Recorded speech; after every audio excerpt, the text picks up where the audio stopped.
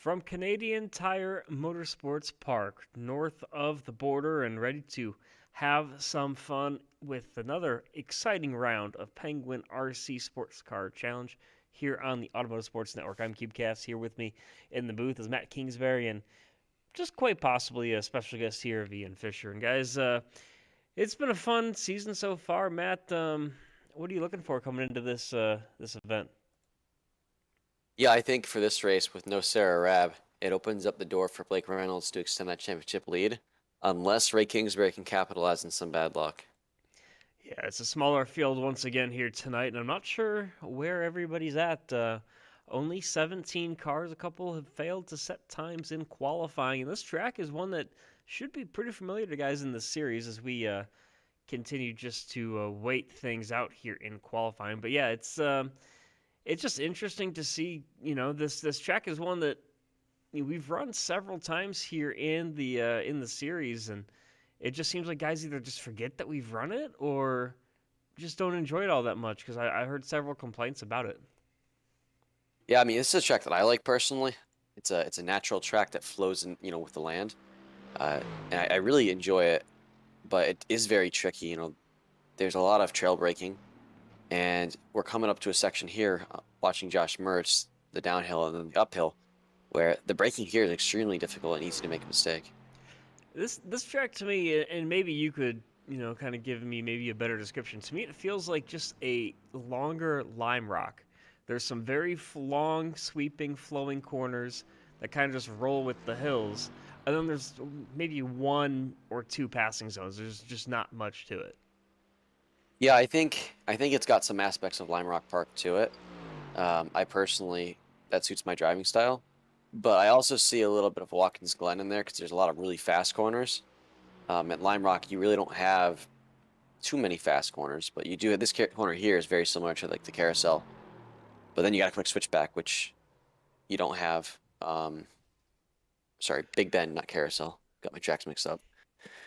So you don't have that necessarily at the track like Watkins Glen, but you do have one here, and I think it is interesting track for sure. Yeah, it's one that we've seen several times here in the series, and we're here once again with Peter Houston actually getting the pole.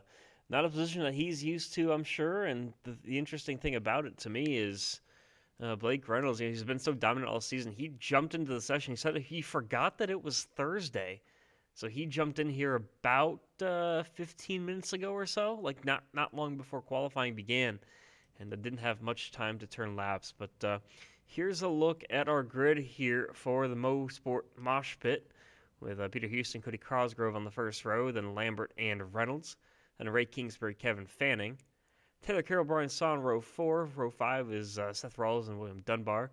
Josh Mertz and Brian Smith then on row number 6. Further down in the field, we've got Keith Jeffrey and Daniel Saponsky, then Marwan Mafta and Tim Brokaw and Justin Robichaux wrapping up the field. Those last three failed to set times in qualifying, so those three are going to be sorted out based on their I rating. So, guys, it's going to be an interesting one for sure. We go back, we kind of just continue with our normal format: 15-minute sprint, 45-minute feature, and uh, this is one of those tracks where we talked about. We've seen it a couple times, but for the rest of the schedule, we're going to see a lot of new tracks coming into the fray.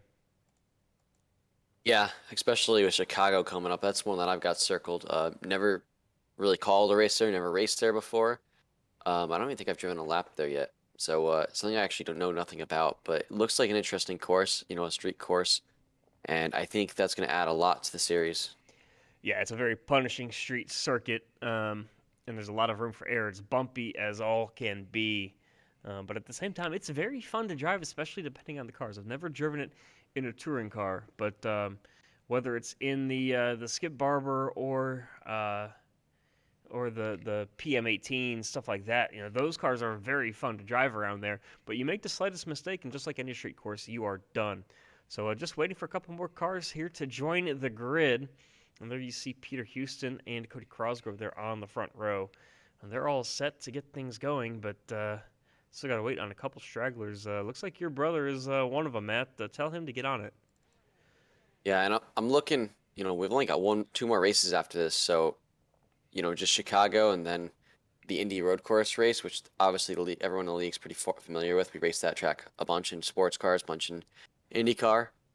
Usually provides pretty good racing. So we're looking at, you know, limited times for some people to make up points. So with Sarah missing, it pretty much knocks her out of the championship fight and leaves pretty much just Ray and Blake.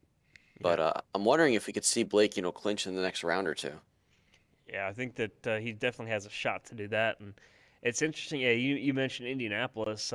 We just got the confirmation from iRacing not long ago that we will not see it in the next update to the service. So we'll still be running on the old. It'll basically be one last hurrah for Indianapolis with the old road course configuration. They're going to update it to match what we have currently in the real world. So that's going to be a fun one to watch as we wait for the iRacing pace car. I think we've got one full pace lap here. Yes, we do. So we've got some time here. Yeah, just going back to Indianapolis though. It's going to be fun. That race falls on Indy 500 race week. It's the night before Carb Day, and I'm looking forward to that very much. Being a local here, always a fun race to go to, and there's fun racing all around the city that weekend of the year, from the Carb Night Classic and the Little 500 to the Indy 500 and everything else going on around town. Going to be fun to watch that race and how that lines up with racing in the real world. But yeah, just can't wait to see what today's race brings, and we'll take it one race at a time. Yeah, and I think big names to watch here in this race, obviously being Peter, Cody and Lambert. Maybe they can capitalize and grab a win here in the sprint race or even feature. So, Blake is going to obviously learn the track better and better as he keeps going. So it'll be interesting to see if maybe he pulls back some pace and is able to get to the front. But really looking forward to this one. Really tight times at the top here. First through seventh, only separated by less than 8/10. I think it's about about 3/4 of a second. So about half the field there, is under a blanket. And it's going to be a really competitive race. Yeah, it's Houston's first pole of the season. So he's going to start out front with Cody Cosgrove alongside him. And it's going to be interesting to see how that develops, because these are two guys, they've been near the front, but I don't think they've started on the front row yet this season. Last week we saw Ray Kingsbury take the pole in the sprint or in the feature and just run away with things after some mishaps there in the sprint. But through the final couple of corners here, we saw last time we were here some fuel issues causing drivers to. And Brandon Lambert, it looks like he might have started on the wrong fuels or wrong setup for his car, because he dives straight to the pit lane to take on fuel in his machine. So he's going to drop straight to the back. But Peter Houston gets out in front with no issue, and it's Houston leading Cosgrove as they go through turn number 1 and 2. It's obviously not what Brandon Lambert wants, but with that opportunity, he might be able to get up to 15th. I mean, it's not a big ask when there's a smaller field. So maybe he plays the invert game and just tries to go for the overall win. Yeah, I definitely don't think that was intentional from his side of things. But still, so far, Houston out in front of Cosgrove. We'll go further back here. This is Kingsbury trying to chase down Kevin Fanning. He's right there with Brian Son up his tailpipe as well. And there you see basically single file through that sector of corners. And this is a very long straightaway. If you have your car trimmed out enough, you can get a huge advantage in the slipstream right here. Yeah, they hit upwards of 150 miles an hour by themselves, close to 155. And in the draft, you can easily get up to about 160 here. Yeah, this is Brian Smith, just got overtaken by Tim Brokaw. Brokaw now up to the 12th spot, as he now has a little bit of a gap out in front, of a second and a half or so up to Keith Jeffrey. So we'll keep searching through the field for some interesting battles. Going up here to Seth Rawls, right on the back of the 10 car of Taylor Carroll. Can Seth do anything here? Can't through the first couple of corners. This is a corner here. There you see Josh Mertz very wide, safely rejoins, but this corner, this sweeping left-hander down the hill, the track falls away from you. It's pretty easy to find yourself out in that grass on the right and even into the wall. Yeah, just had another car go out wide behind Josh Mertz. William Dunbar tried to make the move on him. And that's Kevin Fanning there around as well. Barely hung on to it. Yeah, So a Kevin. lot of guys having issues early, but Kevin was up in about 4th place there. So wonder if they just lost the rear end under braking or if he hit someone. Yeah, so now it's Houston and Crosgrove still up front. Reynolds up to third, Kingsbury to fourth. Brian Sana as well, kind of just following Ray Kingsbury through. He's up to fifth for the time being, and then Taylor Carroll, he's dropped down to the sixth spot. So that's your top 6 for now. And overall, just the way that this race is playing out, I think that it's what we're used to seeing here. You got a couple corners where guys can just make mistakes on their own, and you've as well have just guys that are hitting their marks and able to keep the car under them. Yeah, it's one of those tracks where you do have to be able to trail brake because the corners are so high speed, and you don't necessarily need to scrub all that speed in the straightaway. So they're nice long corners. Reynolds gotten by Crosgrove. He is up to second now, 2.5 seconds back. We'll keep an eye on that interval, but he just got around him through the final couple of corners last time. We've seen some fuel strategy come into play here. I think I can't remember the first or second time that we came here. Josh Mertz has had an issue. He is into the pit, so something's happened to Josh Mertz. That's Tim Brokaw now into the grass, and he tries to recover. But yeah, we've seen drivers, just the way that the lap times kind of play themselves out here. 1:14, the best lap of the race so far. 1:14.187 from Peter Houston. We've seen drivers though run out of fuel on the last lap, and it just definitely makes for an interesting feel to the race because you just get that fuel number just wrong, and end up having to go one more lap, and you can find yourself losing 10 or so spots. But still, Houston, Reynolds, Crosgrove up front. That's your top 3. No changes for the most part throughout the field. Brandon Lambert, by the way, we talked about him. He is 10 seconds off of Justin Robichaux, who is in that 15th and final transfer spot, or in the invert spot. So that's going to be the one to watch. And this is Kevin Fanning trying to make up from his mistake. Right behind his teammate, the 111 of Tim Brokaw. Brokaw going to the inside of Brian Smith. Peeks his nose, not alongside quite yet. And he's going to just tuck back in line through turn number 1. Yeah, Peter Houston kind of set and sail here at the front. 13.8 last time by. Blake Reynolds did a 14.7 in P2. Yeah, and that was his goal he was talking about. He wanted to get into that 13-second bracket. He did it here in the early laps of the sprint race, almost 5 minutes gone by. There you see drivers just searching everywhere for grip, for some downforce on the front of their car. And it looks like, is that going to be? Yes, that is Fanning getting by Brokaw, and he's just going to go straight for Smith. So Fanning picks up 2 spots in just a couple of corners. And now Brokaw has to try to find his way by Smith and trying to follow his teammate through. Yeah, and Brandon Lambert up to 15th place. Something happened to Justin Robichaux, so Lambert able to get up to 15th, and we'll definitely start, at the top half of the field. Yeah, so we'll take a look here. We'll go back to the replay. This is Justin Robichaux. You see him. Yep, just loses the back end. That's the corner that I talked about. Track kind of falls away from him. He got some damage to the nose as well, but he also has joined the team there with Saponsky and Smith. That's why that livery might look familiar. So that's Robichaux. They're down into 16th now, as now Lambert is in that final spot for the inversion. We'll jump up here a couple spots to Taylor Carroll, working on the back of Keith Jeffrey. And there's a car very wide. Is that Blake Reynolds? No, that is not. That's his team. Yeah, that is Keith Jeffrey that was off in the dirt. So, yeah, Jeffrey lost a couple of spots there. Loses one more to Dunbar. And Fanning get by as well. He will. And there you see Problems the two for Mercedes Seth going. Rawls. So. Problem for Seth Rawls there, too. He ran wide at the top of the hill. And doesn't look like he dropped too many spots, but he definitely lost contact with Brian Sun for 5th place.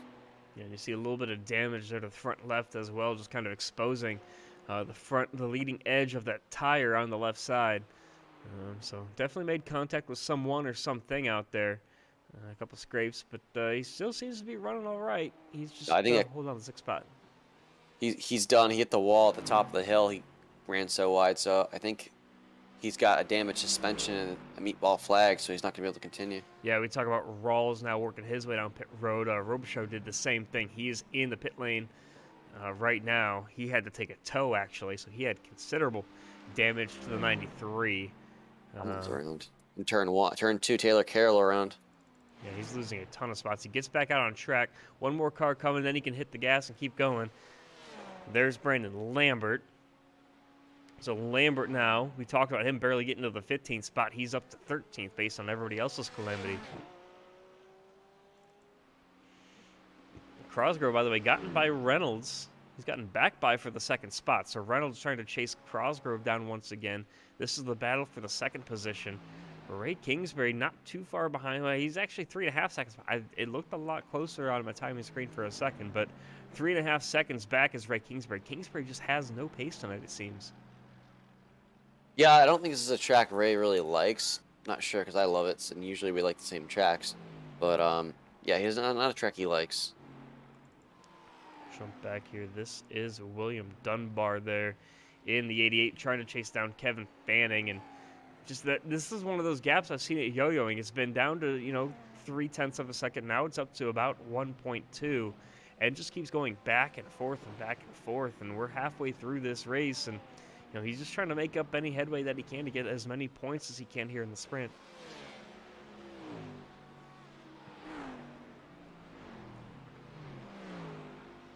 Yeah, we still have a battle going on here in the mid pack, with Fanning now trying to chase down Marwan Mafta, so he's quickly making time up on him.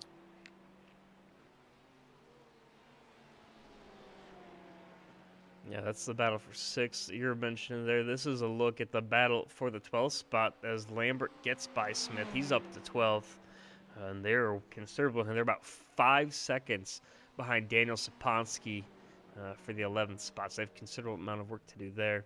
Up for 10th, Tim Brokaw, right on the back of Keith Jeffrey. And Jeffrey's one of those drivers, when he puts a fast lap down, he's got pace, but it's a consistency where he seems to lack, and he's feeling the pressure right now.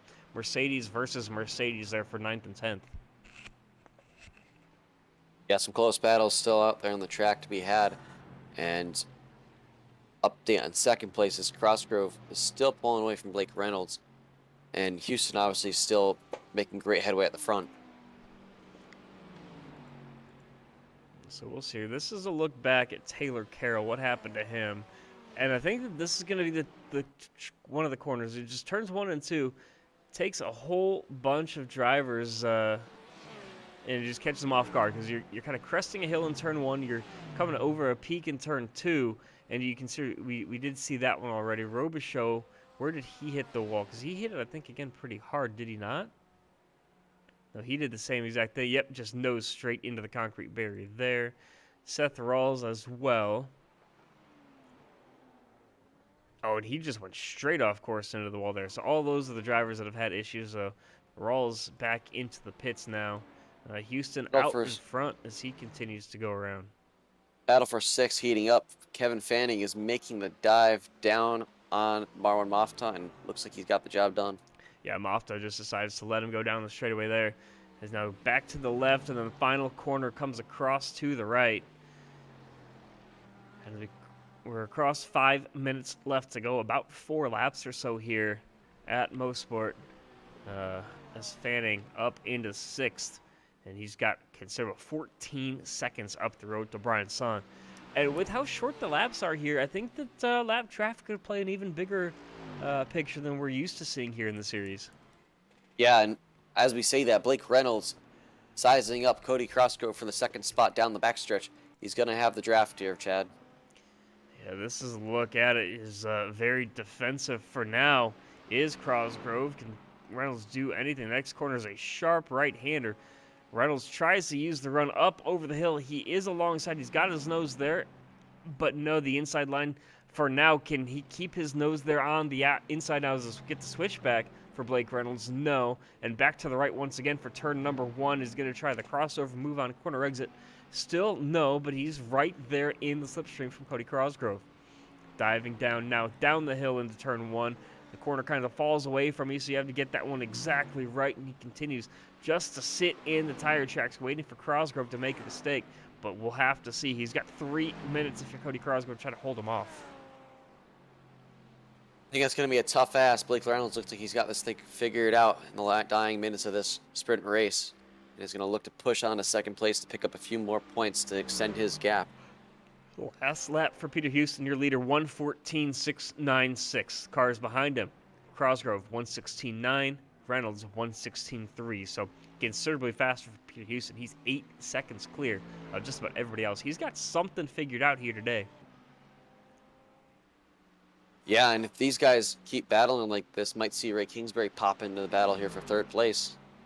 Something just happens. Keith Jeffrey, he lost 2 spots the last corner to both Mofta and Lambert, and that's a look at that battle as they continue running. It looks like as we just switched away, they're back and forth here up for the second spot, as this is Reynolds trying to still find his way by Cosgrove, as he had it for a moment, and then the wiggle on corner exit from Cosgrove. Can he save it? I think he's got a decent enough run. He's going to go defensive there into turn number 1, and he holds on to that spot for now.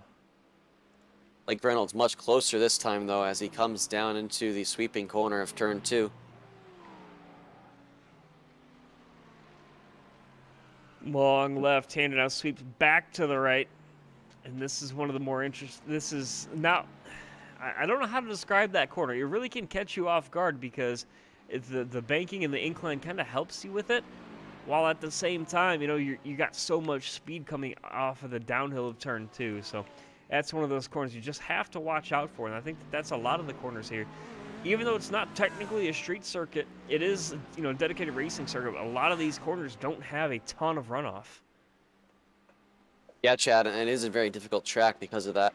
But this battle's still spicy, and they got a lap car in front of them, and Ray Kingsbury reading down their neck, and he's only about a second off. We've got at least one more lap to go here.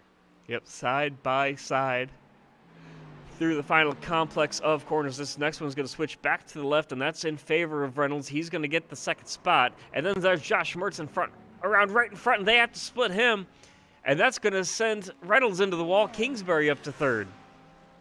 Wow, and you know Blake Reynolds is not going to be happy about that. Not sure what happened with Josh Mertz there, but that is quite unfortunate for that battle. I think that he was feeling the pressure from behind, trying not to, you know, give up time or lose time or whatever, and just missed his mark by a little bit. The back end stepped out, and he unfortunately cost Blake Reynolds 2 spots. He just got that second position.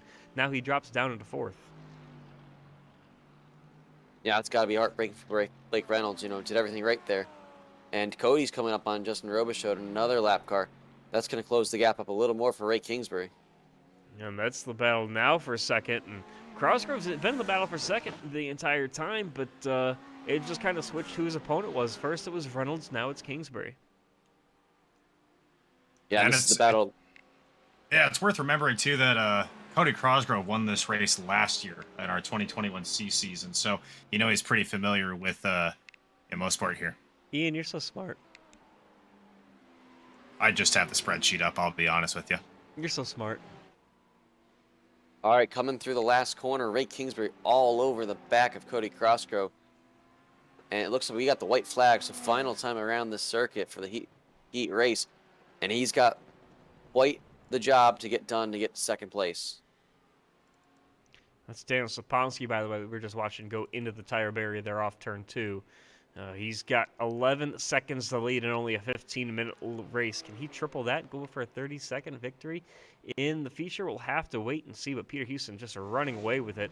This is a look back, though, for that battle for the second spot. We'll keep it on your leader, see how his lap size is up, but there you see him considerably up the road for Peter Houston.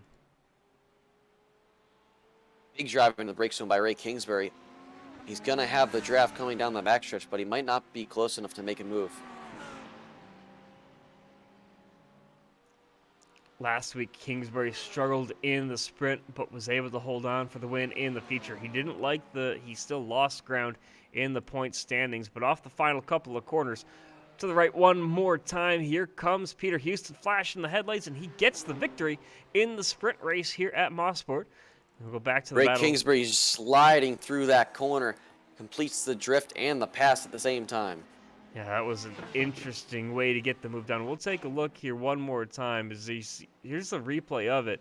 You see him get the slingshot to the outside, and he just absolutely sent it into the final. You see the backhand step out there as well. Wow, way to get that move done for Kingsbury. This is now back to live picture with Kevin Fanning off the final corner, as he comes across the line to take the 5th spot. Then Brian Son, one of the guys that helps put this show on, the Penguin RC Sports Car Challenge. He helps run. He pays for all of our bills and helps pay my paychecks here. So shout out to you, Brian, once again. And Dunbar, Brokaw. Lambert comes home. He was dead last at one point after having to pit on the first lap. He drops back down, or he's able to work his way back up to ninth. Then Mofta, Taylor, Carroll as well. As we got a minute here, just kind of waiting to see. We've got a little bit of a warm-up period. I believe it's a 10-minute warm-up period. Real quickly, we will see if we can't get. Maybe we'll see what. Is he in here? He is. We'll get Lambert in here for a second. Where are you, Lambert? I'm interested to see too, Chad, if Ray Kingsbury can keep his streak of podiums alive. He's been on a pretty good run of those this season. Yeah, we'll see real quick. Brandon, you got a copy? I do, sir. What happened there? What happened at the start of the race? The start of the race, I didn't put enough fuel in the car. How short were you?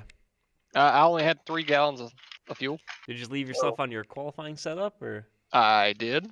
Oof, that's kind of what I figured had happened because you just jumped down the pits right away.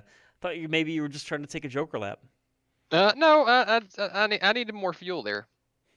Well, hey, you know what? Make sure you get the right setup here for the for the feature and get the maximum points out there, man. You're in the lead in the AM class, so just keep that up. I will definitely try. That's Brandon Lambert out there getting set for another fun race. We'll get him back to where he needs to go. Where is he at? I guess his teammate left. All right. Anyway, we're getting set to have some more fun out here. But in the meantime, we're going to take a short break and be back in 5 to 10-ish minutes for some more racing here from Canadian Tire Motorsports Park. You're watching the Penguin RC Sports Car Challenge on ASN TV.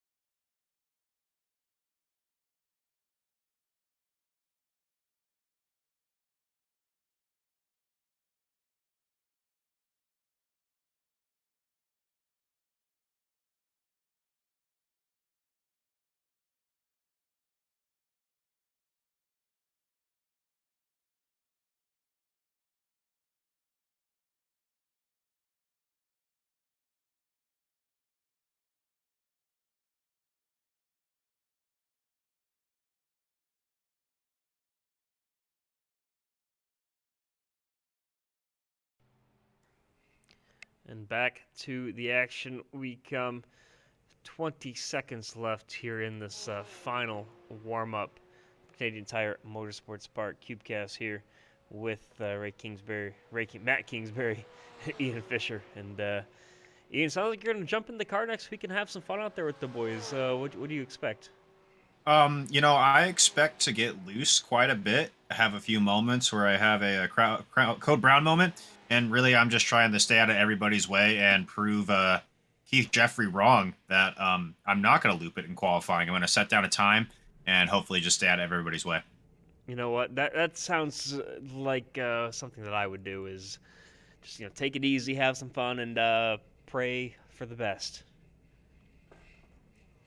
Yeah, we'll see how the start goes, especially if the field inverts and I'm at the front of the field. I might just cry. There's a possibility that I might cry on the broadcast if that happens. So be sure to turn into me crying next week. We look forward to it as we get set here for the 45-minute feature race. Let's look at your starting grid. Surprise, surprise, Josh Mertz in the Cintas Ray Kingsbury I'm Slow car. The 81 on pole with Keith Jeffrey. And then Saponsky and Smith, row 2. Carol Mofta, row 3. Lambert, Brokaw, Dunbar, Son, and Fanning and Blake Reynolds there. Going to start P12. And Cody Crosgrove, Ray Kingsbury, row 7. Your winner of the sprint starts 15th after the invert. He's going to start there with Peter Houston, with Justin Robichaux, row 8. And then Seth Rawls wraps up the field there. In the 17th spot. So hopefully we get a cleaner start. I think that just about everybody's going to switch to the proper setup, hopefully, as we get set here. There you see some tire warming already. I think he's probably going to be doing some brake dragging as well. But as we get to the back of Josh Mertz's car there, sorry, Ray, I'm slow, is what the back of the 81 car says. And, it's not wrong. Yeah, unfortunately, there's no option to permanently put your flashers on during the race. You can flash your headlights, but you can't have all your blinkers on. But I think that would be helpful for some of our pro drivers as they encounter some of our AM drivers here, Chad. Yeah, especially if the AM driver is Josh Mertz. I hate you, Josh. Yeah, he stole my number, or I stole his number. There's a rivalry over the 81, so... just take turns. You can share. Right, yeah, we tend to share the 81, but... Josh has it today. Can nobody run the Cletus McFarland 1776 car? Well, ironically enough, he works for Cintas, but he never washes the number 81 before he gives it back to me. He's a dirty boy. He's used to making a mess of things, so that's why he doesn't wash it off. I wasn't going there with it, but I digress. I mean, with some of the dumb memes that he posts in the Discord, it makes complete sense. But anyway. Still getting set here, working our way down this long backstretch. I'm pretty sure somehow, as long as this backstretch feels, I'm pretty sure this is still shorter than the one at Road Atlanta.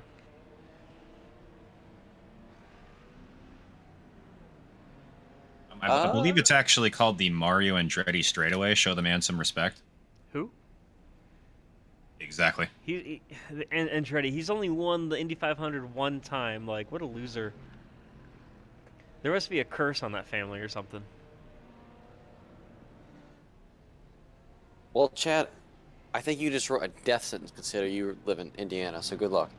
Hey, the Andretti curse is a real thing, man. Come on now. Anyway, the pace car pulls off. Waiting for Josh Mertz to hit the gas, and now he does. He gets a fantastic jump. Jeffrey caught sleeping as he's going to come out to a clear 3 or 4 car length lead into turn number 1. Keith Jeffrey, then P2. Look here, Brian Smith. Get everybody so far. Tucks back in line, single file.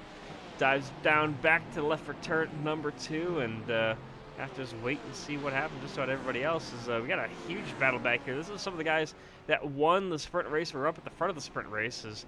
There you see Peter Houston in the mix here with Ray Kingsbury right behind him. Yeah, these are close there, and it looks like Seth Rawls clipped one of those plaid Porsches. Yeah, that's Brian Smith that went around, and yeah, Seth Rawls, the other car there. You see a bunch of damage there as well. He is blinking all over the place, not help him out at all. And there's huge lockup as well from Peter Houston, but just about everybody. Oh, Seth Rawls not having a good time out there. Yeah, the rear toe link on that car is definitely broke on the left rear where the contact was made, as that car was crab walking at like a 30-degree angle. So this is Blake Reynolds already up into the 9th spot. Transferred out in 12th, I believe, 11th or 12th. So he's up a couple already, but he's got a freight train to try to find a way by. It's not going to be easy here. Not a lot of passing opportunities, only 1 or 2 real ones. So he's got to make them count. And after getting taken out by Mertz in the heat race, you know that Blake's going to be a little bit on a revenge tour there, Chad. Yeah, he's already got that red mist in his eyes. And we got a Third car place around. is around, Lambert around, Mofta into it also. Yeah, multiple drivers there. Lambert facing the wrong way on the straightaway. Daniel Saponsky involved as well. Peter Houston lost some time. A couple drivers there, though, that able to gain. The biggest gain, I think, came from Blake Reynolds. Picked up 3 spots there. Ray Kingsbury only able to pick up 2. Cody Crosgrove up to 7th. So still that freight train a little bit more broken up now, but Blake still has some cars he needs to work his way past. And somehow Josh Mertz still holding on to a 7/10 of a second lead. Yeah, doing a good job up there. And obviously, gap's still growing when guys like that spin out and hold up the rest of the field. So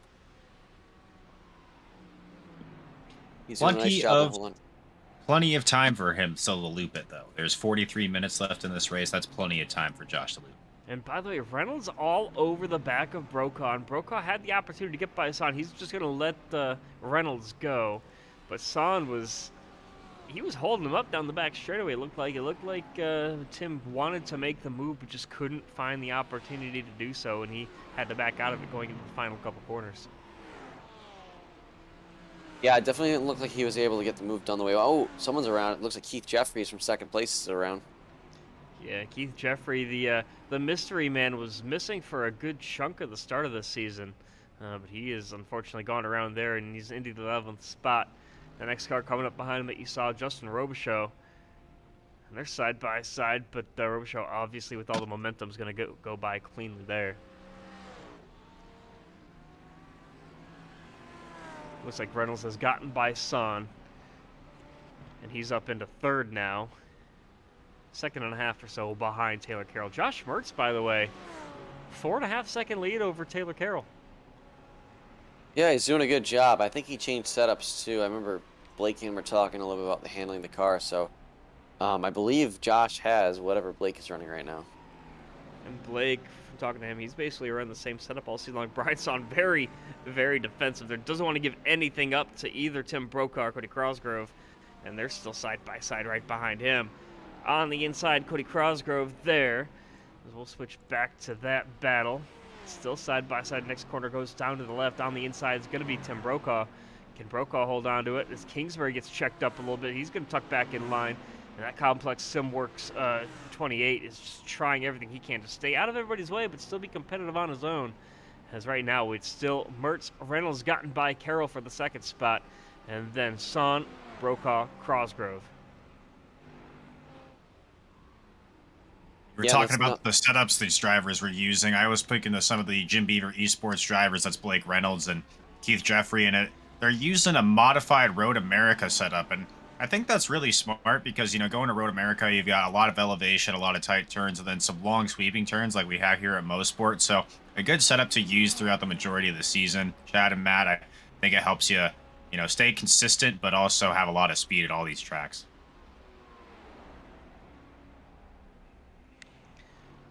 I mean, I wish I knew how to even just turn right in any car, because I'm an oval boy. I just turn left, go fast, and raise hill, praise Dale. Not even a chuckle? Come on, guys. Well, respect for Dale. This is a battle still ongoing, though. This is Crosgrove with Houston still right down his neck, and Houston's going to loop it. Can he save it? Oh, what a drift. Oh, he's just steezing out there.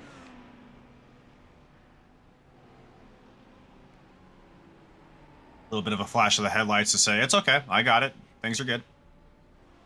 That's like when you see the outfielder coming in. I got it, just waving his arms, waving everybody off. Just get away. I know what I'm doing. I've got this. And he continues on. Lost a little bit of time, but no contact with anybody. Just maybe a little bit off the tires. Yeah, good save there. And this battle here definitely heating up at the front. Blake Reynolds quickly closing on Josh Mertz. Could be there in a lap or two. Yeah, we'll keep an eye on that gap. It's down to 1.3 as they go through the final sector here. Over 5 minutes gone, but still 38 to go. And still Peter Houston trying to work his way up through. Yeah, I think it was like the 30th anniversary of Jaws or something recently, and you got to think that Mertz is hearing the Jaws theme in his head right now with Blake bearing down on him. Now, the issue with that I have is Matt is not out there with his shark teeth on the front of his car, just trying to hunt him down. Yeah, Justin had that car last year too, so shame he didn't decide to run for tonight's race. I would have loved to see it out there. This is Brian Son we're looking at, still holding on to the 4th position. I always love to call him the Iron Man of this series. Loves to get his car and all that sponsorship time. You know, he pays good money to put his name on the series, and he plasters it all over the car as well. They, of course, provide everything from button boxes to steering wheels and just about everything you could need for sim racing. We'll go up front actually here as Reynolds right on the back of Josh Mertz, and I think Mertz has to be feeling that pressure now. I think that he's going to let him go. Maybe because, yep, there you see the tap of the brakes down the straightaway. That's just, all right, go ahead. You can have it. And he's going to run away and hide as Kingsbury's still struggling to get through traffic. He's only up to the 6th spot. Yeah, I think the added element of having the draft of multiple cars, right, that keeps you kind of tucked up behind him because everyone in front of you also has the draft. Yep, so Reynolds, then Mertz, and Reynolds already clear by about a second over Josh, and then Taylor Carroll. He's been having a pretty clean race so far, still holding on to that 3rd spot. And then you got Brian Son and Tim Brokaw, their 4th and 5th, within a pretty big gap. A couple of pretty big gaps throughout the field. The biggest one right now is between 10th and 11th. Dunbar is 10 seconds ahead of Keith Jeffrey. So Jeffrey having his issues here today. Yeah, not having the best race, but he's still out there trying. This is a look. This is 5th, 6th, 7th, and 8th, and there's some contact there. As Peter Houston, a little bit of a pit maneuver there. There was some contact. We'll have to see. I think he might give the. I would give the position back if I was in the 4 car, but looks like he's going to continue on, as there was definitely some significant contact there between the two. Yeah, not really sure what he was thinking there. Just an interesting place to try to make that move. Yeah, it's not every other track we're used to seeing moves like that. Pit window coming closer and closer to open. Of course, we will see one pit stop from everybody here today with the 50% fuel loads. Probably make it to about 10-ish minutes to go, but you're so flat out throughout this the lap here that you'd probably end up seeing only, let's say, 25 to 28 minutes of green flag racing for these guys before they have to come and make a stop. So that's going to leave just over 15 minutes or so left in the race when they need to make their right, final Kingsbury stop. around. Yeah, that's a mistake we're not used to seeing. He lost a couple spots there, drops back down to 7th. Could he lose 8th as well to Cody Crosgrove? He will not. He's going to hold on to that spot for now as he's feeling a bunch of pressure there. From behind, he's got to find a way back by these 3 cars now. That's a bit of a courtesy lift from Cosgrove, I think, there. And Ian, since you have all the spreadsheet stuff pulled up, take a look at the point standings. What are we looking at in the pro side of things? Because I think that coming into the event, Ray was running 2nd, but with a considerable gap back to Blake. Yeah, let me take a look at that really quick. It put me really on the spot there, actually, and I think I'm looking at the past stats. You had one job. I literally did have one job, and I failed, Yeah, that's all right. You're still my friend. Well, that's good. I need that, so let's see here.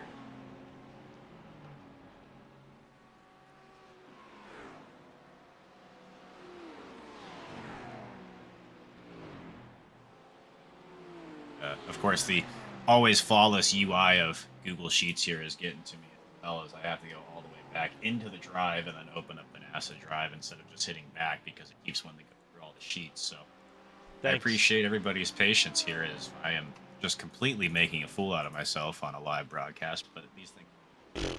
Live broadcast. What are you talking about? We make this up. This is pre-recorded. We're just making yourself look even worse. Oh, goodness, this is...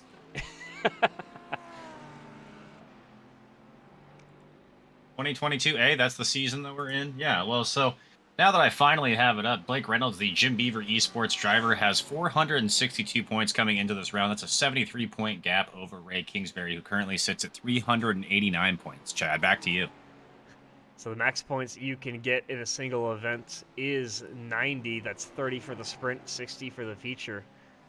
What that leads to is you can't clinch it here, but he can make it pretty easy for himself at IMS if Blake Reynolds continues to hold on to get the win here today. So definitely going to improve on his lead in the championship. The question just going to end up being how much as we continue to watch Ray Kingsbury now still sitting in the 7th spot right behind Tim Brokaw. He's struggling to find a way by, and they're side by side between Brokaw and Carroll.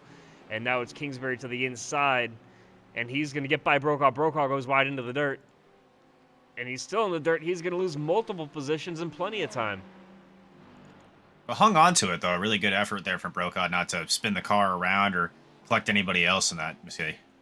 Yeah, now Taylor Carroll, next car in front of Ray Kingsbury. Both of them running the blue end plates, the blue number plates that indicates that they are sitting in the pro category here as they fighting for the 5th overall position. Josh Mertz still holds on, though, to that 2nd spot. He's got a 2.5 seconds or so over Brian Son for the time being. But right now, it looks like Kingsbury does get by Taylor Carroll. So right now, Reynolds, Mertz, Son, Houston, and Kingsbury, your top 5. It'd be nice to see Mertz get a podium. I don't think he's gotten a podium since the early Mesozoic era there, Chad. So that would be really nice to see him back on the podium. Oh. Well, we just and it. As I said, but Taylor Carroll's around. He's nose into the barrier. That's 2 spots for Kingsbury. But man, let's go back here. We'll see if we can't take a look. What happened to Josh Mertz? I see a ton of damage there. That was the commentator's curse. That's what happened, Chad. Yeah, exactly. There you see. Oh, we already had contact with his front left, and yep. Then he comes around, and then Taylor Carroll does the same thing, just over the crest of the hill. And he collected another car in there as well. That's the 144 of Kevin Fanning. All 3 of those cars with heavy contact there. Kevin Fanning not able to carry on either. So we were looking at a possible gain for him in the AM class points, but now Brandon Lambert's bad night has just turned into a good night for him. And I think what caused that 2nd car to spin there, Chad, is I think they were just trying to avoid Mertz and caught a little bit of the grass, and unfortunately 2 other cars got cut up in that. Yeah, it's a blind corner coming through there with the pit wall there as well. So it's definitely hard to see. All you're hearing is your spotter saying, slow car on the right. You don't know what you need to do to get around him, and unfortunately multiple cars involved in that, and there was just nowhere for Fanning to go in that one at all. So now the list of drivers that are out of the race looks like so far it is Smith, Rawls, Saponsky, and then I would assume that Carroll, Fanning, and Mertz are all going to join that list as well.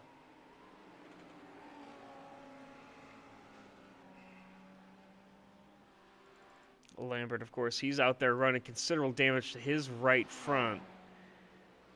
But he's just logging laps out there. He's doing everything he can just to try to keep himself in the hunt for the AM Class Championship. And right now, the Lambert is actually leading that AM Class. Let's see here. Lambert over Fanning. And then Taylor Carroll looks like he is in the 3rd spot. Where is Carroll on track currently? He was involved in that one. Who else? Marwan Mafda was considerably far behind. So we'll have to see how many positions Lambert can improve. He's currently just 1 lap behind those guys that were involved in that wreck. So he's got some work to do, but he can definitely just play some damage control, and that's, I think, the benefit, just staying out there logging laps. Yeah, and, it really puts the championship for the AM class into his hands and really takes it out of his opponent's hands now. It's going to give him a nice gap going into the next round. Yeah, And he already had a nice gap of 69 points. Nice. So that's yeah, it's really important to get a little bit more too as we go into our final 2 rounds.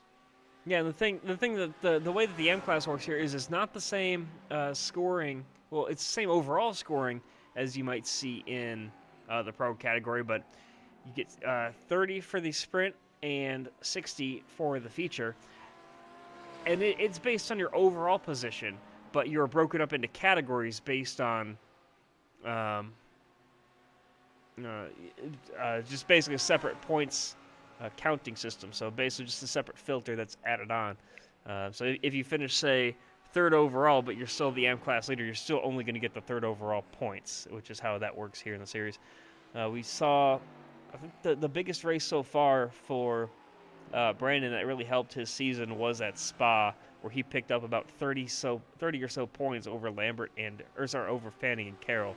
So that was the big race for him, and he continues just to hold on to that championship, and have to see how things go the last 2.5 races here.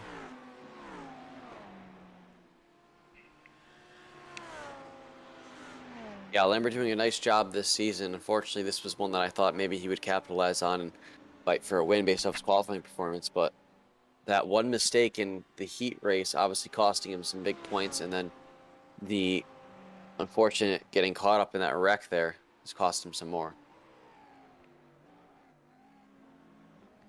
Yeah, so he just logging some laps. He's already up into the 11th spot there after getting by 2 guys that he just passed. And, you know, it's unfortunate for everybody that was involved in that incident, but I think that's part of racing. You know, if somebody crashes in front of you, you might not have anywhere to go, as we saw over in the Japanese GT series this past couple of days, where there was a huge shunt down short. I think it was a Fuji, maybe it was somewhere else, but there was a huge shunt with a slow car that was just off the racing line, and multiple cars involved there at a collision of about 150 miles an hour. And yeah, just, you know, it's one of those things. You have to be heads up at all times. Unfortunately, slower cars might get in your way. So still Reynolds out in front, then Houston. Kingsbury up to third, so just playing some damage control there for Ray. But unfortunately not the night I think that he wanted to have here with his current position. Reynolds, of course, 5.5, 6-second lead over Peter Houston. Closest battle on track, actually, we'll go to it now, is Cody Crosgrove on back of Brian Son as they enter turn number 3. Yeah, and you were speaking about that incident, Chad. I've actually managed to catch up with Joshua Mertz here outside the Penguin RC Infield Care Center. Josh, hard hit for you there. What do you see through your windshield? So, I don't know if you guys caught it, but on the downhill, there's a patch of asphalt. I bottomed out twice and broke the car. So as soon as I hit that the second time, lost all the balance, and then I entered in turn 1, nothing. We're goodbye. There's the concrete wall. That's all I see. So if I understand correctly, you were already having problems with the car, and then getting into that just exacerbated things for you a little bit. Yeah, I'm hanging out with the Scuderia bus guys on the radio, and they took a look at the film, and they said you bottomed out lap 2 and bottomed out lap 9, and probably right before I crashed the lap before, it just didn't show any damage. The car was great. I shout out to Blake Reynolds hooking me up on that setup. That was sorry guys. Brian Son around hard into the wall. He was holding on to the 4th spot for dear life, and unfortunately, that's going to send him hard into the wall. And thankfully, though, for him, nobody else collected in that one. There was a Mercedes off there as well. Was that Fanning? Looks like Fanning. I'm looking at the feed right now. Yeah, that is Kevin Fanning there. He took a He tow. crashed when Carroll crashed behind me. They told me that they crashed as well. But the car was great. Shout out to Blake Reynolds. And I let him by. I knew I wasn't going to hold him up. I didn't want to hold him up. And was feeling good until I wasn't. I was thinking Blake there being the eNASCAR Coca-Cola driver might have been using the intimidate button on you there from a la NASCAR 2005, but I guess that wasn't the case. No, I'm not going to let up or hold up a guy that's much quicker and a guest in my series, I'd like to think, given his stature. So looking at it now, 5.5 seconds, I'm not going to hang out and I'm going to go to sleep. But yeah, I'm just bummed. Car was good till it wasn't. You always look good out there. We're looking forward to you next week, Josh, at I guess possibly one of your home tracks. I would say possibly Indianapolis Motor Speedway is more of a home track to you, but you got to be excited going to the Chicago Street. So I'm actually closer to Chicago than I am Indianapolis. I'm an hour away from Chicago, and I've actually driven those public roads. So I think it's gonna be exciting. I don't know what to expect. I'll have to do some practice, but yeah, I'm just bummed. Such a good car. Such a good car. Well, you can take that setup in the next week and still have a good run, I think. Very bumpy, though. I would definitely get some practice laps as in as you can. Bumpy and very tight and technical going into those turns, so not a lot of room to go side by side in a lot of them.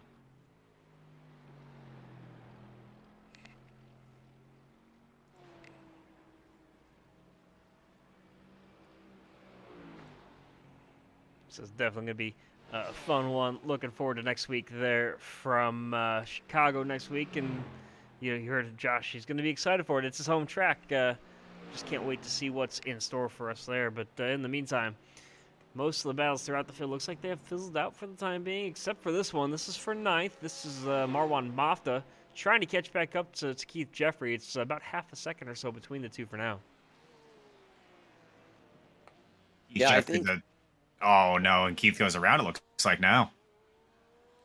Do we need to stop looking at drivers? I mean... Yep. I think so, honestly. All right.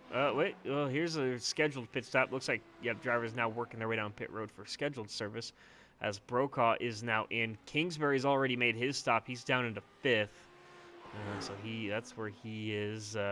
14 seconds on the gun. Crosgrove is out. 15 seconds for Brokaw. He works his way now out of pit lane. Keith Jeffrey, of course. So you see the damage to the nose of that car. Looks like his day might as well be done, as he has disconnected from the session. So that's going to be the day for the 888 as we look here at Justin Robichaux. New paint there. We used to see him over in the rallycross side of things. Now he's taken to the asphalt, and he's doing his best out here. We normally see him in the Woven Planet Volkswagen Beetle as he races for Team Woven Planet over there in Rallycross. But yeah, very different color scheme coming over here, the Sports Car Challenge, Chad. Now, do you think that's a strategic decision going with the flannel livery, the plaid, because he's weaving planets, he's weaving threads over here? I didn't catch that, but that's a very astute observation as well. I think it's more just because he's got the Canadian blood and it's a little bit cold here north of the border that he might have just wanted his car to be a little bit more warm. I don't know. What do you think, Matt? Yeah, I heard he was running with I forget the team name, but the team that runs those plaid cars. So I think that was there you go, Scuderia Bus. So I think that was the main decision there. He heard there was an open spot and they were offering the car, so he decided to take it and have a little ride. He hopped in and said, "Oh yeah, bud." Got his Timbits and went on his way. Yeah, he's looking out there to have a gooder for sure. And I don't know if I'm seeing things, but is that a Buc-ee's logo on the side of that car? I have to wait and see. Wait for it to come around this corner here. Is it? It might be. That would be very confusing given the Canadian theme and then just a Buc-ee's logo on there out of nowhere. But, I mean, hey, we're here and we're racing, and I guess we'll just throw logos on cars and hope they stick, and that one is. I mean, there's also, I think on the other cars, there's also a Lime Rock Park logo on there. So there's an assortment of logos on there, and it's got a lot of stuff on it. This pass is not for position, by the way. That's Cody Crosgrove working his way past the lapped car. So he is in the 5th position and only 5 seconds or so behind Ray Kingsbury. Kingsbury is he's 42 seconds off of Reynolds overall. Pit lane time is 33. So he's definitely going to make up a considerable amount of time. Can he make up any positions? I think he might be able to jump up into, say, 2nd spot by the time the pit stop cycle through. Yeah, and I think that's a tough ask. Blake and Peter have been significantly faster than Ray. And, last time I looked, Peter had a big gap to make up to Blake, but he's really closed that down. It's within 2 seconds now. So if he keeps this pace up, he'll be on him in a few laps here. Yeah, Blake continues to stay out. He's in the lead now, about 2 seconds over Peter Houston. Houston just trying to stay in touch with the leader, as he's not too far behind. You can see him just kind of creeping into the background there.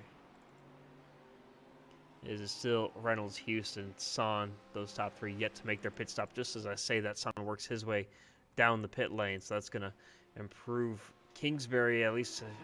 Yeah, he should at least move up to third spot here as he works his way through the final corner. So he's going to move up to third.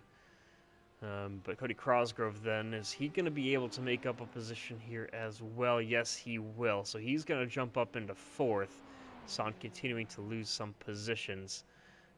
Next car in line is going to be Brokaw, and that pit exit. Oh, long stop here. I think is Son up on the jacks? No, he is not. Just a 24-second stop for Brian Son. So that's going to move him down to sixth now, as he's still considerably ahead of Marwan Mafta, who's currently running in P7. So this is a look at the driver, 42 seconds behind overall leader Blake Reynolds. But once we get to the pit stops, how are everything going to cycle out? There you see him kind of pushing a little bit on the heavier fuel load. The gap, though, by the way, yo-yoing now. It was 2 seconds, now down to 1.3, and even closer than that. As there you see Marwan Mafta, that slow red and blue car in the way. He's going to move over and let these guys duke it out. 1.3 seconds the gap from Reynolds back to Houston. Yeah, and I'd pay attention to Houston because I was just checking our timing screen, Chad, and Houston's run the fastest lap of the race so far. It's him, Kingsbury, and Reynolds, the fastest 3 laps of the race. So Houston not done by any stretch of the imagination, and we still got about 20 minutes to go here. He was the fastest driver in the sprint race and fastest here in the feature as well. 113 was 113.8, I think it was, in the sprint. Now he's up at a 114.2 here. So as the fuel starts to burn off, these cars are going to get a little bit faster every single time. And I think Houston is just waiting for Reynolds to make his stop and is going to say, I'm going to follow you in. Yeah, I think if you're... I was just about to say, I think you're about to say the same thing, Matt. If you're following the leader, I think that's the play right there. Yeah, it definitely is. And, you know, I don't think you want to be the first one down unless your car's unbalanced. But if you're faster like Peter Houston is, you know, you're going to try to stretch that out, catch the draft, and close the gap. But if you're Blake and that car is struggling for grip in the front or the rear, it might be wise to duck off, let the tires cool down a little bit while you sit in pit lane and see if that helps the balance of your car. And while these guys are turning laps in the low 115s, third place, Ray Kingsbury losing a couple tenths just about every lap. He's ran a 115.3 last time out. So still losing a ton of time is Kingsbury. I don't know that he's within striking distance now. Pit lane time is about 32 seconds from speed limit line in to out. And, you know, when you add, you know, time that it takes to get down to the access road and working your way back up to speed as well, I don't think that Kingsbury is going to be close enough to do anything with it, but I think that he's solidified himself at least a third-place finish. And that would keep his string of podiums going, so a really strong, consistent season for Ray Kingsbury so far. And there you see it, one follows each other in as Reynolds in, Houston in, and they were very, very close there on pit entry as well. Houston much more aggressive compared to Blake Reynolds. They worked their way down this long pit lane. There you see. Did Houston miss his pit box? I think he might have had to reverse just a little bit. Yeah, he did. I was on board with him there, and I quickly saw the gears switch into reverse as he backed it up. And there you see they're both away at about the same time. Box time was 0.7 of a second quicker for Peter Houston, so that's what closed that gap up just a little bit. But the gas pedal comes to life for both these guys once again. The gap 1.8 seconds, now 2 seconds as they leave pit lane.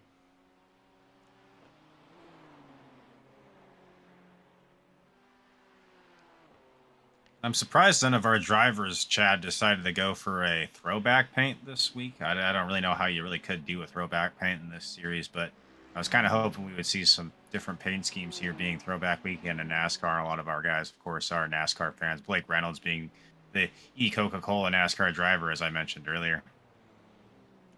I mean, you know, you can always run, you know, I mean, Dale Earnhardt ran I can't remember what, was it a Ford that he ran in the Daytona 24? I mean, you can always, you know, go back to that paint job. Yeah, or I was thinking some of possibly, I know IROC was mostly on oval, but maybe some of the old IROC schemes or some of the old Trans Am schemes. I was hoping you could see some of those out on the track. Yeah, it makes it a little more difficult when you have the the paint and layers that these guys are forced to run by the league, but still makes it possible for them. Blake Reynolds, though, now leads 1.7. I don't know that Houston's going to have time. He's going to have to make up a considerable amount over the next couple laps. We're under 15 minutes remaining here from Canadian Tire Motorsports Park. Yeah, and Matt, you talked about you're on board with him. He had to back up a little bit into his pit stall. That might have been all the difference that'll make this gap insurmountable for him as we come down to the wire here. Yeah, and I think that's very much so possible. A big mistake like that can cost you quite a bit of time on the racetrack.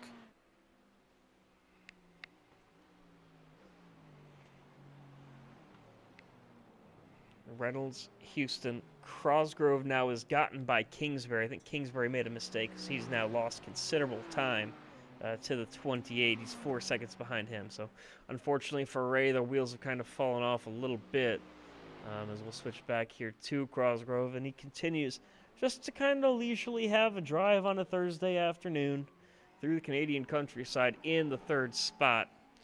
For the most part, the field pretty well strung out. And actually, Houston, he's now within a second. Yeah, Peter's trying to fight back here, close the gap, and it looks like he's doing a good job. He does have the pace to do it. We already saw that. But with the aero push that these cars now have in dirty air, and especially at a track that's so high speed like this, getting to someone and passing them are going to be two different things. And I don't know if it's so much the same way in these sports cars. I'm not as experienced with them, but I gotta imagine that dirty air makes a little bit of a factor once you get it behind a car. It may cause your car to push a little bit more than not turn as freely as it did when you were in clean air. Mistake there from Blake Reynolds, runs it a little wide, but he's going to get a good run off the corner. But might have just opened the door for Peter Houston to snag the draft and possibly close the gap a little more. Yeah, gap was half a second exiting the corner, down on the straightaway, sitting in the slipstream, already made up a 10th. He's going to continue to do that as he continues to sit in the draft. And we might have an interesting battle to finish this race off here as we get closer and closer to 10 minutes to go.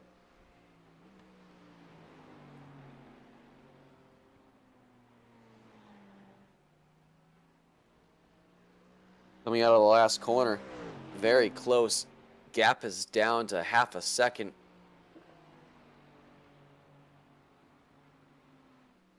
It's quite fascinating with the dynamic of these races. You go for, I believe, 45 minutes, and all these drivers are bobbing and weaving for position. Blake Reynolds coming all the way from the back of the pack. Same thing with Houston. And now look at this. We're going just about to be 10 minutes to go here, and we've got a battle for the lead on our hands.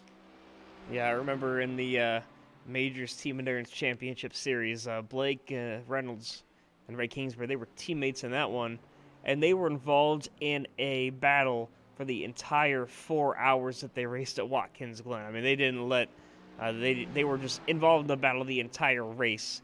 No matter when they stopped, no matter what happened, they were, battling. So he's used to having these road course races and being in close racing the entire time, and it's just so much fun watching these guys duke it out. And I think that Blake Reynolds definitely has to be feeling the pressure now from Peter Houston.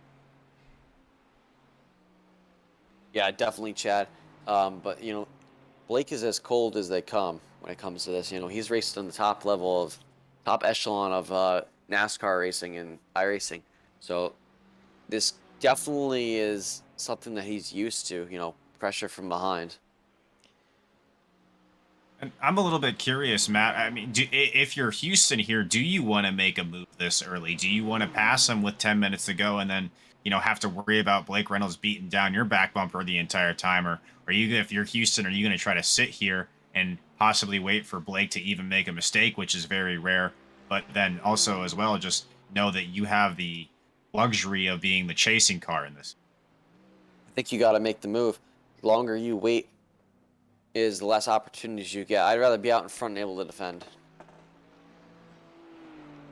Yeah, I have to completely agree there. Once you get by, with the amount that we've seen Houston able to close up on Reynolds, I mean, that just shows how much more pace he has in certain sectors of the track. And yeah, Reynolds might be able to close that gap back up, but we've seen Houston just been able to run away and hide. So hopefully, if he gets by, he's able to do that and not flub any errors for Peter Houston. Peter Houston making the BMW look good as well. I think it's one of their fewer driven cars in this series. I know myself, I prefer the BMW as well. So good to see that I am not maybe not making a smart decision, but someone is justifying my decision for me, and that's always a great thing, Chad. Yeah, I mean, the top three right now, top four actually: Mercedes, BMW, Ferrari, Audi. We also got some Porsches in there as well. Definitely a good mix of manufacturers throughout the field. No Fords this season, which is definitely kind of a disappointment for some of us. Just at the night races, that thing looks amazing with the way that the lights reflect off that car. But yeah, no Fords out there, but just about every other manufacturer represented somewhere in this field. Speaking about the Ford, I think Multimatic is going to be coming out with the Ford GT3 some point down the road. Ford commissioned a GT3 spec car and a GT4 spec car to be built. So soon coming to iRacing, well, relatively soon, probably like 2025, I'd imagine, or 2024. We'll see the car because I know that's when it hits competition is 2024 season. And I drive a Ford myself in real life. It's a Focus, not a GT. But from what I understand, and maybe you guys can confirm this for me, I think iRacing did the Ford a little bit dirty here. So that might be why none of our drivers are taking it tonight. Yeah, it's a bit of an outdated piece of equipment. It's not the new Ford GTE that we have, which even that's a little dated now. But it's the old like 05 variant of the car. Yeah, they've done some performance balancing to try to make it competitive, but at the same time, it just doesn't seem to hold up compared to some of the other cars. And here we go. We've got some lap traffic trying to stay out of the way. That car, they just worked their way by. I think that was Robichaux that they just passed. But still, it's both of these guys, and then right up the road there is, I think that's William Dunbar, the next car up in front of him. Yes, the 88. So both of these guys now having to contend with some lap traffic, at least for now, as they continue just to fight. And there's a little wiggle there out of Dunbar. I think that he was not expecting that second car there. And unfortunately, he bends it into the outside tire barrier. Yeah, that is unfortunate. He was doing a really good job to try to stay out of our leaders there. Got to give a tap of the cap to Justin Robichaux, too. Very polite move out of the way for our leaders battling here. But yeah, that's easy to do sometimes, especially I know myself. I'm usually caught as a lap down car trying to stay out of the way, and you overdrive your line and end up in the grass. I think that part of it also isn't just overdriving your line. It's you're so focused on letting that get by cleanly that you kind of just lose focus on your own line, and not even just overdriving it. You just lose focus on what you need to do and thinking about what you should do. Yeah, looking on at the track surface, looks like quite a few marbles out there also. So he did get offline. You got to remember that. And to run offline, getting the marbles, you're going to get looser, tight. You're going to lose grip. So now under 6 minutes to go. That's about 5 or so laps. Lap is about minute 15. So going to be fun to watch these guys continue to duke it out. It all just comes down to when they cycle across the line. What the lap counter will be set to. Maybe 6 laps here? Yeah, I think we're going to have at least 1 extra lap, depending on how the rest of the cycles through. But still, 0.3 of a second the gap. Houston not able to find any way past, and they've got a little bit of a gap out front, so no more lap traffic for the next little bit at least. Big mistake from Blake Reynolds, and Peter Houston able to dive right down the inside at the apex and get the job done. So we'll take a look here, see if we can't. We'll switch over to the chase cam, and we'll see. This is the corner that we talked about. You hit a bump here, just track kind of falls away from you there. He clipped the grass on the inside, and that just opened the door. Houston shoots straight through. So he's going to be up into the lead. And can he start to run away? He was struggling to find a way by. He finally had the opportunity. And Peter Houston now continued just to find a way to hold on to this lead. Yeah, I've been Blake watching. Reynolds, Sorry, Matt, go ahead. Blake Reynolds not letting this one die.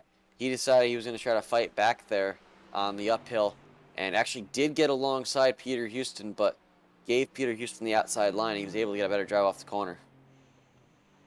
I think we need to get a timer in the the right-hand corner of the screen for next race, Chad, just how many times I've talked over Matt in a broadcast, because that at least has to be like 6 or 7 now. I apologize, Matt. I'm gonna have to buy you something nice to make up for that. And looking at Houston here, though, even though he was behind Blake for the past couple of laps, I've been watching the lap times for both of those.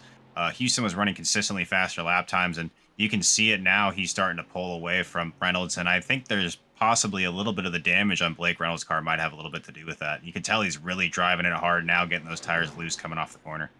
Yeah, you saw him clip the inside grass just a little bit on the replay, and that upset the car just enough. And we got some screenshots from Josh Mertz of the damage that was caused to his car. And as he mentioned when we interviewed him, it definitely was just from hitting the pavement just wrong. Was able to bend the splitter, bend the fender up, and unfortunately that caused some damage that really messed with his handling of his race car. Blake Reynolds has the draft here, but it doesn't look like he's going to be able to get close enough to make anything happen. The real question with the dying moments of the race, about 3 laps to go, is can he get close enough to take an opportunity?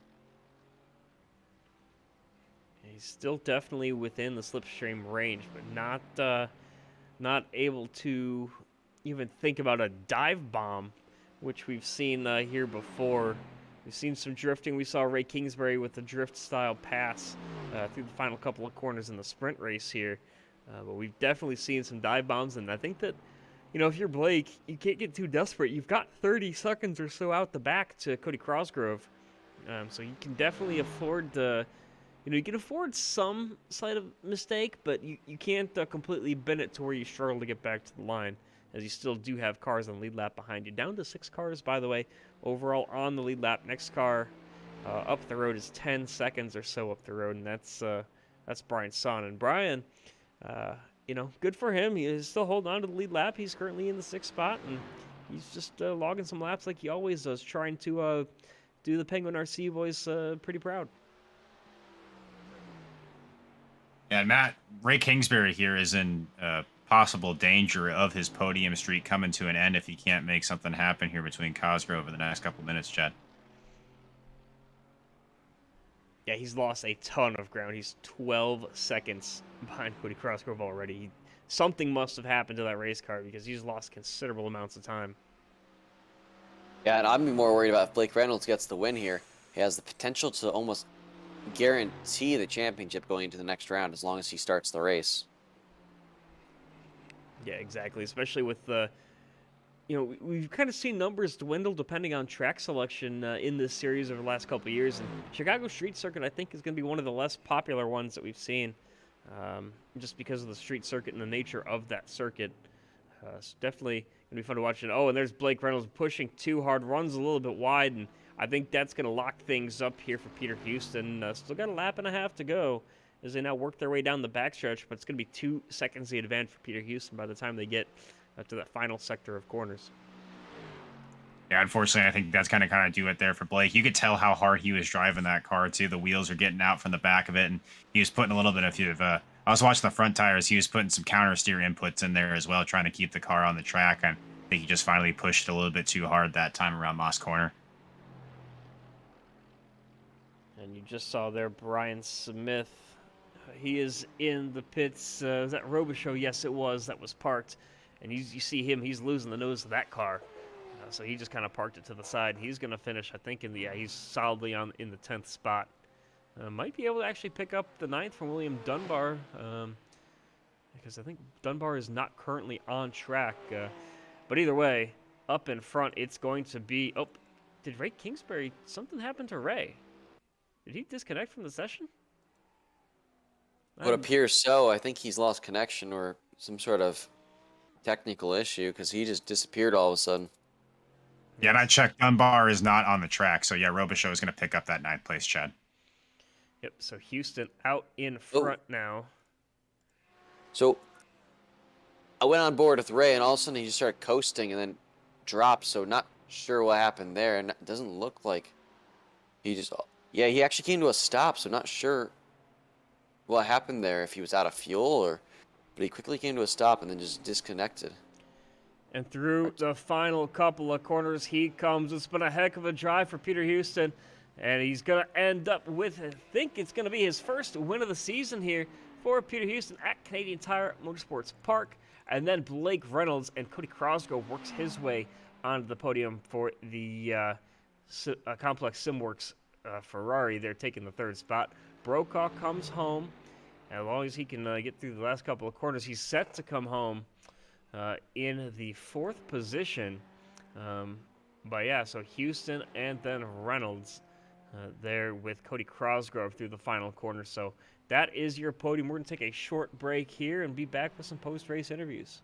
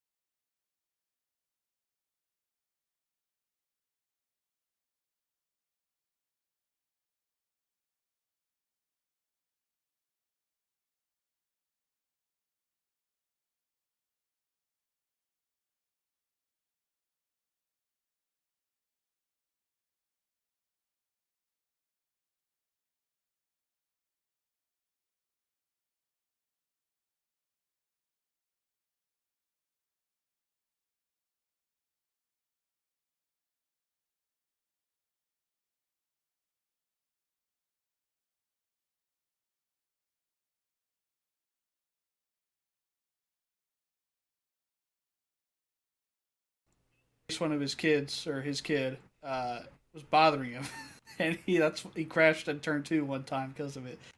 So uh, it's a big old F to Keith there, but um, I think that's it. I'll thank you guys for broadcasting. Thanks to NASA for putting this on. Ray, Brian Sohm, Penguin RC for putting this all on, and I'm ready for MTech this weekend.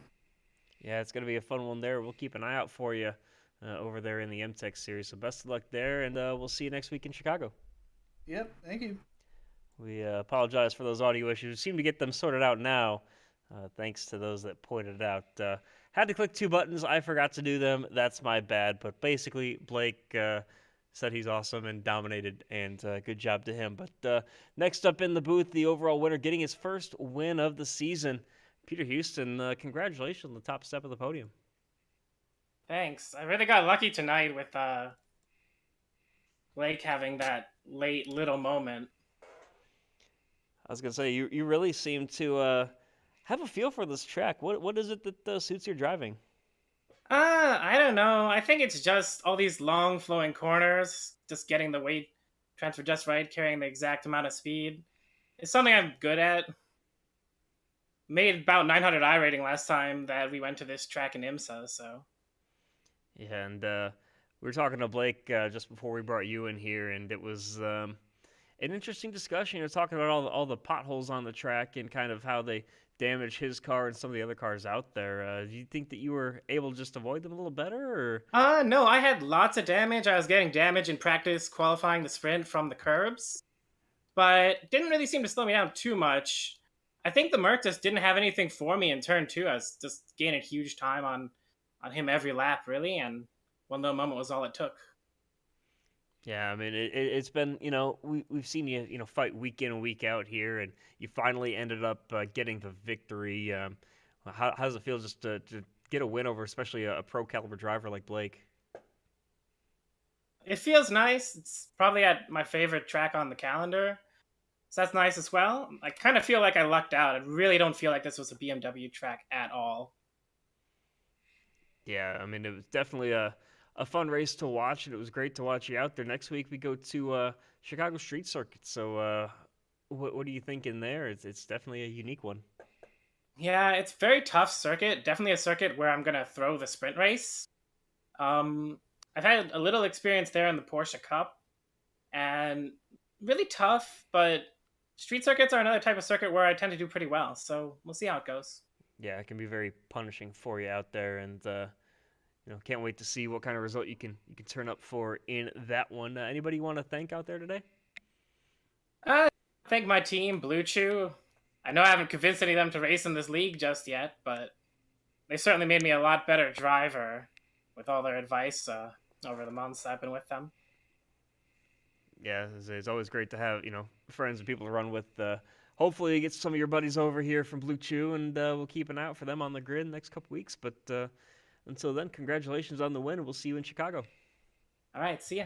That's Peter Houston, your winner here tonight. And one final interview. It looks like we got Cody Crosgrove. Cody, able to take home the podium, somehow got by Ray, and definitely was an interesting night for you. Yeah, that was a fun one for sure. I always like coming to this track because it's my home track, and I've actually raced on this track, and I seem to do really well in this track every time we come to it. Yeah, it was. You were a little bit on your lonesome there at the end. You finished considerably ahead of Ray or of Tim, and you were well behind the leaders as well. Do you kind of feel like you were falling asleep there at the end? Yeah, I was getting pretty lonely at the end there. Yeah, it was fun to watch you there. Anything about this track kind of suit your style? Did you take anything away from it as we look forward to the last couple races this season? No, I don't think so. I like practicing at this track because I really enjoy driving this track, and yeah. I was gonna say this. I mean, if you like this one, you're gonna hate next week because we go from all the flowing sections and the hills and everything and the long straightaways here to next week where we go to a Chicago street circuit that does pretty tight and twisty. Are you happy about that, or you kind of just praying you make it through that one alive? Yeah, I'm gonna probably do a little bit of practice on that one. I don't even think I bought it yet, so I gotta buy it and do some practice. And if you guys say it's pretty tight, then yeah, it's gonna be pretty iffy. Yeah, I mean, it is a street circuit, so you got walls just about everywhere. But man, it was definitely a good one watching you get out there and turn some laps today and get some practice in for next week. Anybody you want to thank? I want to thank you guys for putting on a good show. LMN, Spark, and all those guys that helped me out with racing and whatnot. And I'd like to thank the wife and the daughter that's sleeping now. So that's about it. Well, hey, congratulations on the podium finish, and best of luck the rest of the way. Thanks, guys. And that was Cody Crosgrove, your third place finisher. And final interview, we're going to bring him into the booth here now. Let's see if I can find it. There he is, Tim Brokaw. Brokaw, AM class winner. How's it feel? I was. You were. Feels good. That feels great. Yeah, I mean, it was fun watching you out there, and kind of was interesting down the stretch. Of course, Ray had his issue there up in the pro class up in front of you, so you ended up finishing fourth overall as well. How does it feel, finishing on the lead lap and kind of just fighting with some of these guys that were pretty close to you on pace? Feels really good. I was just talking to Blake, and for some reason our cars were bottoming out, and we were noticing that the front end was getting damaged over time, and then towards the end of the race, the car was just wanting to hop around. So towards the end, I really was just driving as smooth as possible. I was in no man's land, and I knew that I would be my own worst enemy, so I just tried to keep it under control and watch the gap between, I think it was Brian behind me, and keep it clean, bring it home for Kevin, who unfortunately didn't get to finish the race. Yeah, we finished the season up here. 2 races left to go, both of them in the Midwest. Which track are you looking forward to more, Chicago or Indianapolis? Indianapolis, I think. We always have some pretty good racing there, and Chicago's just a little scarier, I think. Yeah, I mean, it's definitely a unique one here on the circuit. One of the tightest tracks like we've ever run in the Sports Car Challenge. Overall, it was a ton of fun. But, yeah, I mean, you got the 4th place finish. I think one of your best results of the season. Of course, the M-Class win as well. What else you got going on in the sim racing world? Anything coming up for you you're looking forward to? Nope, just next week, next round. Hopefully get some more seat time. I was a little green on this one, but it worked out for me, obviously. So, and I don't know if we're doing like endurance rules or anything, but I don't know if anyone's watching. I did like 6 extra laps at the end, so I think I actually win the overall. There you go. Can I works have for that? me. Yeah, that works just fine. You went the furthest distance before they kicked you out. Yeah, So. I was the most dedicated. Exactly. Most fun award. We'll go with that one. Yeah. But no, hey, congratulations on the M-Class win, and any shout-outs for you today? Definitely for my teammate Kevin Fanning for coming up with the great setups week to week and helping me, with my own racecraft. You guys for putting on the show. Our design, Penguin RC. I think that's about it. Blake Reynolds too for some help with the setup. Yeah, congratulations on the win, and we'll see you in Chicago. All right, guys, take it easy. It's Tim Brokaw, driver of the 111 machine, and we'll start with you, Ian. The first time in the booth here. Any final thoughts from you? That was a fun track to watch. I've always heard stories about Canadian Tire Motorsport Park here, or as some people call it, Mosport. So I was really excited to come here and see what it's all about. And this turn that we're looking at right here, this was so much fun to watch all day long, watching cars come up here and get into the hard braking zone and get the run off. And especially that battle between Blake and Peter Houston was just so fun to watch, and able to see Peter just chip away at him lap after lap and then finally make the pass was really, really exciting. So really just a thrilling show for me overall. And I can't wait to get in the car and join these guys in 2 weeks from Chicago, Chad. That was definitely a fun one. And Matt, what about you? Any final thoughts? Yeah, I think the championship, took a shake up there in the sense that we're looking at, only one driver having a chance really now, and it's a pretty big outside chance. So, yeah, Blake Reynolds doing a nice job to pretty much put a lock on the championship. Yeah, it was definitely some good battles all throughout, and unfortunately, like you talked about, the pro class standings seems to be locked up for Blake Reynolds. Hopefully, maybe we'll see a miracle here in the next couple races. Who knows? But until then, we have to thank our sponsors to help put this show on, whether it's Penguin RC and Brian Son for all the hard work that he does, Major's Garage as well. But just about as well as everybody behind the scenes here at the Automotive Sports Network and NASA, whether it's Brandon Lambert, Josh Mertz, Chloe Brunton, Ray Kingsbury, Ian Fisher, Matt Kingsbury joining me up here in the booth, Victor Valley, Zack Johnson with the graphics as well. Thanks to everybody. Helps put the show on. Thank everybody out there for watching. But until next time, race clean, race hard.